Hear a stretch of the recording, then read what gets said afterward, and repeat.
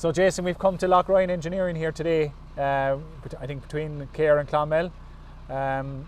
So we've worked with a lot of farmers where we've done drawings for sheds over the years, and you've ended up building the sheds. That's right. Yeah. And I suppose what would be nice for our viewers is basically to see a shed in manufacture and see how it's actually made. I suppose everyone sees the shed coming on the truck. Yeah. It gets landed and it gets erected, but I suppose it would be nice to see here today the raw steel that we have in the background. Yeah. And it going through your whole process here. But maybe if you want to introduce your business, I suppose with the background here of the Cumra Mountains. Cumra's, Knockmill Downs and the Galties. Yeah. We have a lovely view here from the start. So. Yes. But yeah, basically we established the business, took it over from our father back in 2000, the start of 2000. And myself and a brother of mine, Frank, and he was always doing we call it local farm work and maintenance for farmers and all the local, and always kept it small business, but it was always local business that he worked with. And I suppose we came on this board in, and we kind of said that we'd start into the structural steel side of it, and the agricultural business was the first we do both now. We both the commercial and agricultural, and we progressed it from there. And basically we started just with myself, my brother, and two other lads with us, and that's where it started from, and it is up to near 40 employed here now at the moment. So yeah, and again, I suppose a point we like to make, it's in rural Ireland, it's giving employment to a lot of people that don't have to travel maybe huge distances to big cities. It is indeed. Most our staff are local people of the county. Do you know what I mean? Within the 20-mile radius of where we are here today. And what you call it, I suppose it's like everything, you get plenty, when you employ local you get a bit back as well, and that's what it's all about, you know what I mean? Yeah. And are you covering the country, or is your work? As we started out we weren't, but like as the thing grew, I suppose we're covering more areas now. We're moved to Cork, Dublin, Limerick, you know. Yeah. You kind of follow the work now. I suppose when you have the bigger staff you kind of have to, you know, so yeah, basically we're doing, I suppose at the moment, 60% commercial and probably 40% agricultural. Okay. And like that would vary up and down as the time of year would change, you know what I mean? Yeah. The agricultural stuff now at the moment, this time of year, is starting to slow down again. And when it starts off, then that would take over to be busier for that time of year, you know what I mean? So. Yeah, very good. So maybe it obviously starts with the raw steel. When you're doing your manufacture, you get your steel into the yard, and maybe if we could walk through then the process. No problem. And see where it's picked up with your forklift. Yeah, most of the raw steel is coming from 4 or 5, 6 probably different suppliers around the country. All good lads. We deal with them all the time.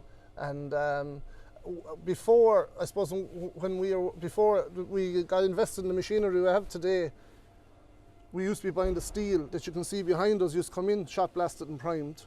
But now we're buying the steel raw, and we're shot blasting the steel ourselves here on site. Okay. Do you know what I mean? Yeah. So you're in control of the whole process. So exactly. Yeah. And it just makes the thing faster. It doesn't, cost-wise, it doesn't make a hell of a difference which process you use, but just for cost effectiveness, it definitely, or for speed, you can get the steel quicker on site. Okay.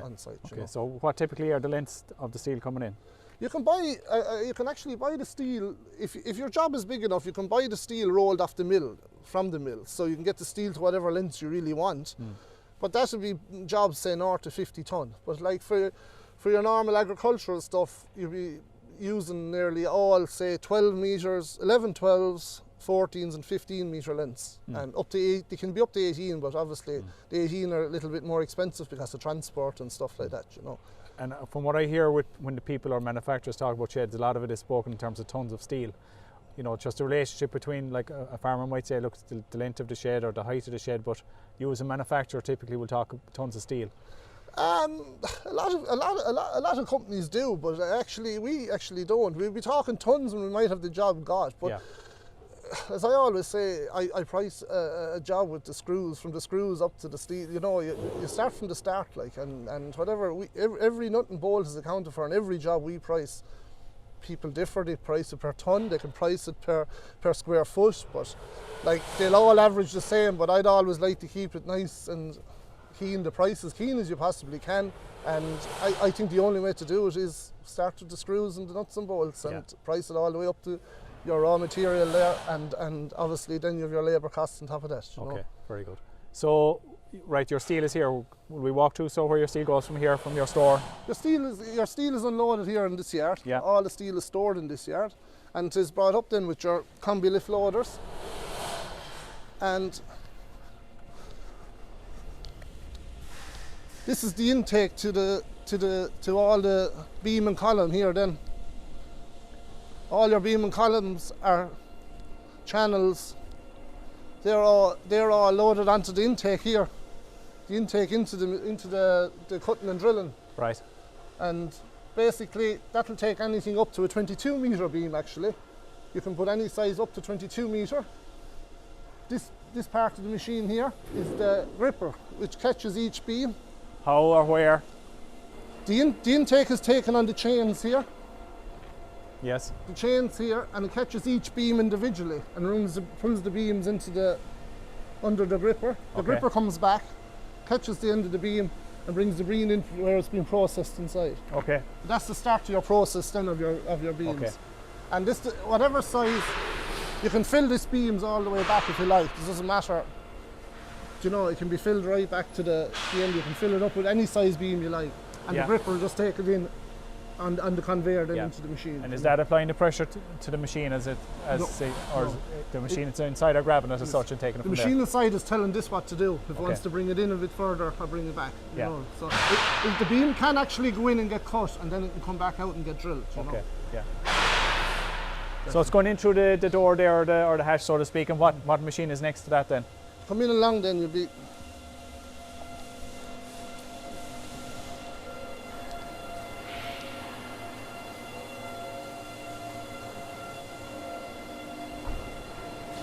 You start off here then with your drill, and the process is the beam comes through the drill and it actually gets cut first.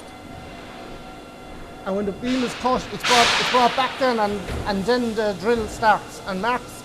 The drill also marks where all the cleats and plates go onto the beams, and it also, obviously it drills all the holes, and it numbers all the beams for wherever each beam is for on the job. Okay. And why does it number all the beams? It's all for traceability, and also for the guys erecting on their drawings. Each beam or column on the shed has a number of where to be positioned on the job, and from the survey that's done on site, when that comes back and it's produced inside with the Tekla system, and then it's brought out to the machine then marks the number onto it so the lads know where to put the beam basically. And is that all part of the CE process then as well? All part of the CE process then as well, yeah. No good to have a chalk mark, it needs to be imprinted onto it? No, the day for the chalk is done, well and truly over. Okay. And also each beam, you can trace each beam back to actually fabricate the beam in the workshop. So traceability is everything, you know. Okay. So am I right in saying this drill, you can drill from 3 different angles? You have 3 different axes on the drill. Yeah. You have 1 axis on top, and you have 1 from both sides. Each drill. And on each drill then you have a combination of different size drill bits and cutters of whatever you want, hole size or whichever you want to drill on the beam or column that you're putting through it. Okay.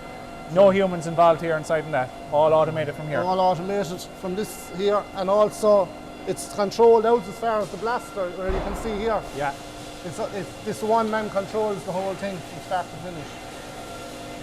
Yeah. So when I grew up on a farm cutting steel at home with basic tools, we were always putting plenty of oil on the beam just to keep a blade or whatever, or the drill bit from breaking basically with the heat.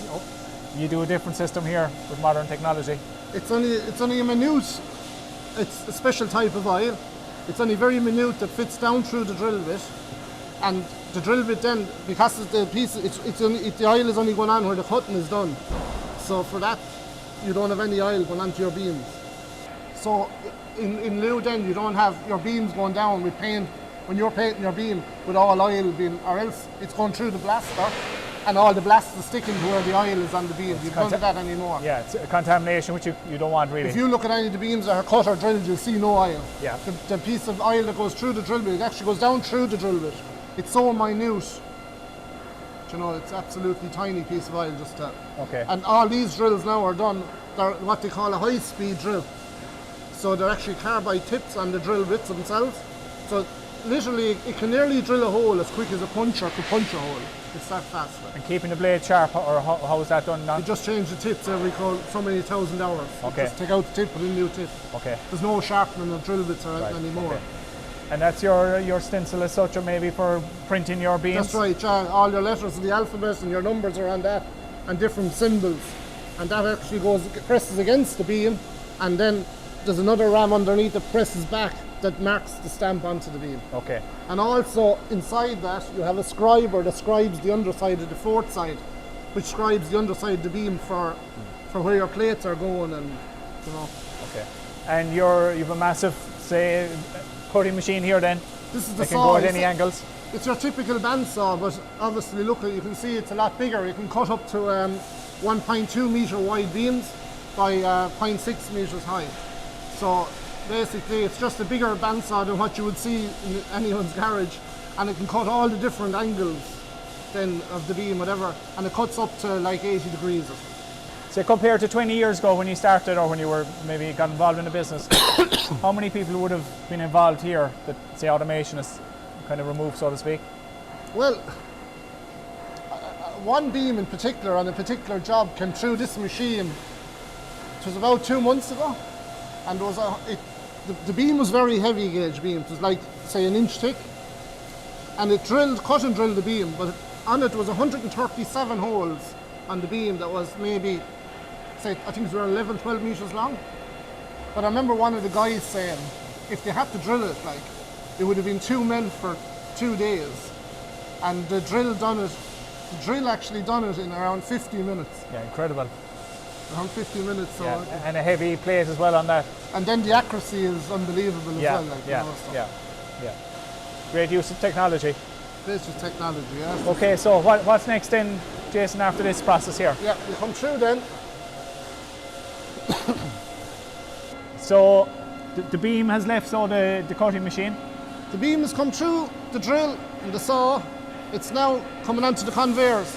Any of your shorter pieces of beam, like these short pieces, they come off on this conveyor here. But all your long pieces of beam are transferred down the whole way out and out to your blaster below. Okay. That's actually a magnetic. That's actually magnetic. That piece is travelling and it catches the small beams. So any small bit like this? Exactly. It saves them from falling down. It doesn't get lost, yeah. Exactly. Yeah, very good. It's brought out with the magnets, you see, yeah. Yeah, savage.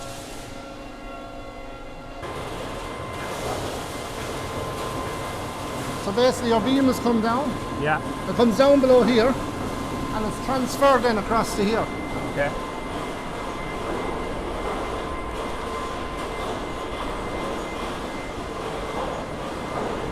But this lot of beams here now are getting ready to go transfer. When there's enough of beams here, they'll transfer across. See now, look. And it.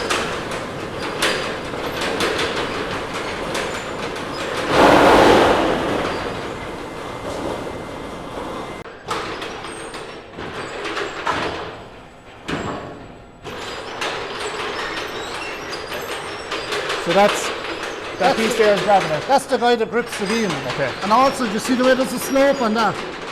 When that comes back around, it goes under the beam and it catches the beam under the flange. There's a spring on that. Okay. So it comes in under the beam and it pulls the beam back out. Okay. And is there only one of those on the loop?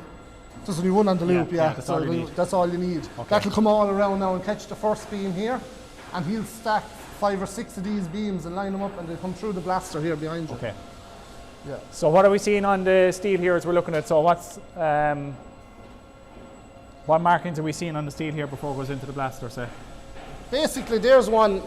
There's some. I actually don't know these actual particular ones, what part of the building they are. Yeah. But you can see that they're drilled along the top flange. Yeah. Each of them. And also, do you remember up above I was telling you about the scriber on the machine that tells you where the plate goes? Now look, that's obviously a piece of flat plate like 100 millimeters by 10 millimeters. Yeah. And that's going into that. That basically is fitted into that and welded. That's the markings for it. And whoever's welding knows the piece to put on it then. It's numbered, you see. Yeah. The number is on the plate as well. Okay. And the number there, is that the one on That's it? the number then to match this number, yeah. Okay, So very good. basically it's pretty foolproof. Yeah. So what can often happen is the lads have to be careful. It could be the wrong hand. If this bracket, say, came up and was turned this way, let's say it was an L-shaped bracket, to make sure the L is this way and it should be that way. You know what I mean? That's the only thing you have to be kind of careful of, you know. Yes. But basically, and also you can see it has a centre mark on the. Yes. And there'll be a centre mark then on your plate as well. To match that. Match that, Okay. exactly. Yeah. So why again for people to why do you have to shot blast this here? Well, as you can see, the material comes in raw, and also once that's transferred over, it comes through your blaster, and the reason being is it takes the steel up. I'll show you in a minute where it comes out of the blaster and is spotlessly clean. It's blasted to a standard. There's a Swedish standard for blasting across Europe, and that's blasted to the Swedish standard. It's 2.5. It's the grit in the blast. Okay. So is it sand or what material is used? It's a steel blast balls. Okay. It's a steel blast that thrown we at use it from 4 different turbines on the machine. Right. So if you have 4 different turbines on the machine, and that's some type of material there, see is the it? motor here, Yeah. and that's your material there. That's thrown at speed at it. Throwing at speed at it, yeah. And it will do say 5 or 6 beams at the one time.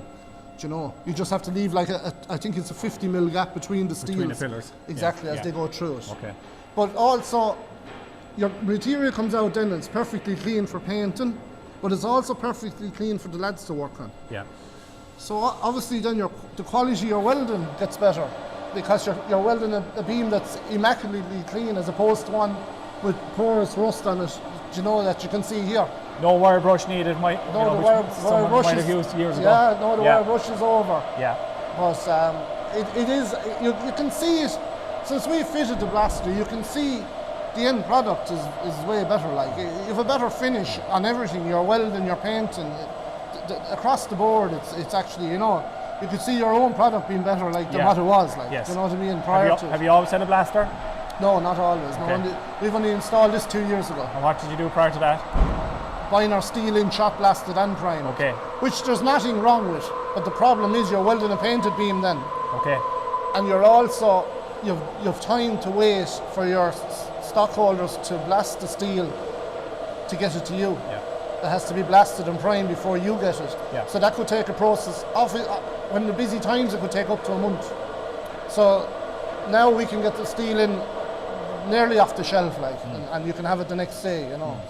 So waste material then that comes off of that, how is that handled? Or like there's very little. What you see here in the bucket, that's as much waste we have in a week. It's recycled. Very efficient. It's recycled. It goes down into a hopper on the bottom. Yeah. And it's conveyed back up and used again. Okay. And all you have to do is keep adding new blast every so often. You don't ever take the blast out of it. You just keep adding new blast. You'd add a couple of bags of new stuff every, say, a couple of weeks. Okay. And that's basically it. And this machine is ran from the guy that's drilling and cutting from above. It's all worked on cameras, as you can see the screens above. So he's doing the whole process down until it comes back out and it's ready for the fabricators. Okay, yeah. Right, so we'll move on here. If there's any small plates or components, we put them on this tray here for putting them through the blaster. So you don't lose them inside the blaster. Yeah. You know? So, you know, bits of plates and stuff like that. Like. So you need cranes from here on then, do you, to move the steel after they come out that? From the time the steel then comes out of this here, the steel then is, you have your mobile gantries. And the mobile gantries take it from here to each of the work bays that the lads are fabricating in. So you're starting out here with just 4 fabricators, and above them you have 2 more welders. So basically your stuff is fabricated and then transported up to the guys welding. Okay. What type of welding is used? Is it all MIG welding or what type of system? It's all MIG welding, all MIG. I can show you the steel after. So this, Jason, this is your steel now after the blaster, is that right? As you could see there a few minutes ago, you had your rusty steel or your corroded steel. Now the steel is after being blasted and you can see the difference it makes. It's like as if it's painted. It's spotless. Yeah. It's absolutely spotless. So each part of the beam inside the channels, as you can see in around the beams, is all after being blasted. Yeah, and you still have your markings on the plates. And you still all your markings stay on it, yeah? Your holes in your markings below. Yeah. You know. So basically, it's blasted, but it doesn't take the markings off it either, you know. Okay. So all your fabrication goes on here, the whole way out to the front door. Fabbing and welding. Okay. All on this side here. Okay. So then you basically, everything then goes from there down to your paint shed. Okay. Yeah. So we just walk up along there maybe and have a look at it.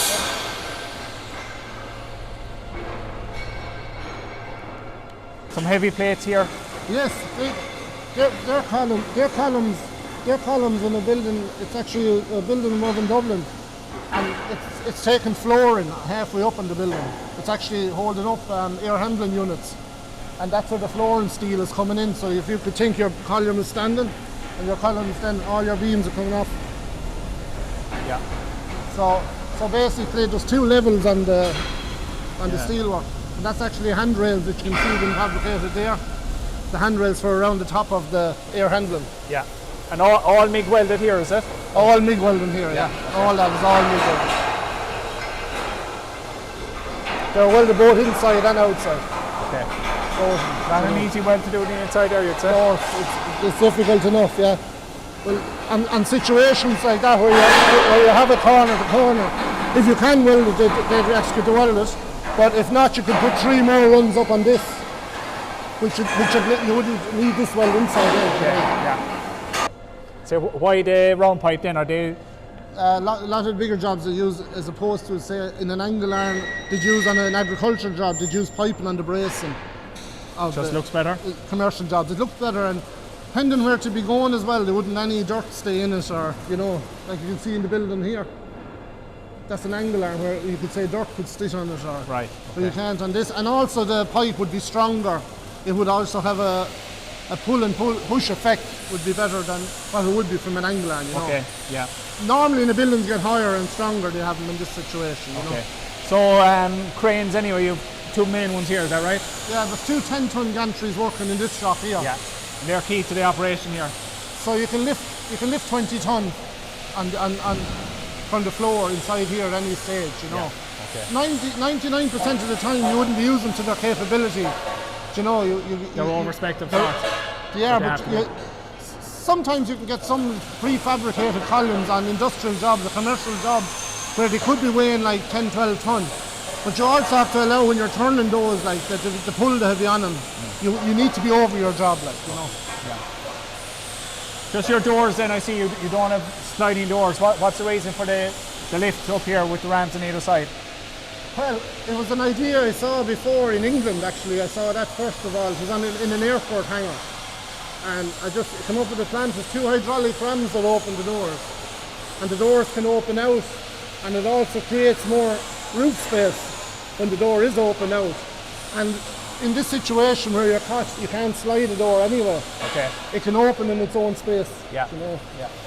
A little bit more expensive than a typical sliding door, but for the job it's doing for us is well worth it, you know. Yeah, and it's kind of a support beam then on that there. There's a truss along the top of it, just because that door is just over 10 metres wide. Like you couldn't, it's a wicked big span for a door. Yeah, okay. And safe with wind and all that if it's open? Oh, solid as a rock. You wouldn't see a blemish in the door, in storm even, you know. So from here, the next step then is steel is lifted from here? Steel is sitting here now waiting, and the combi forklift will come up, it'll pick up 5 or 6 ton and it'll head down to the paint shed. Okay.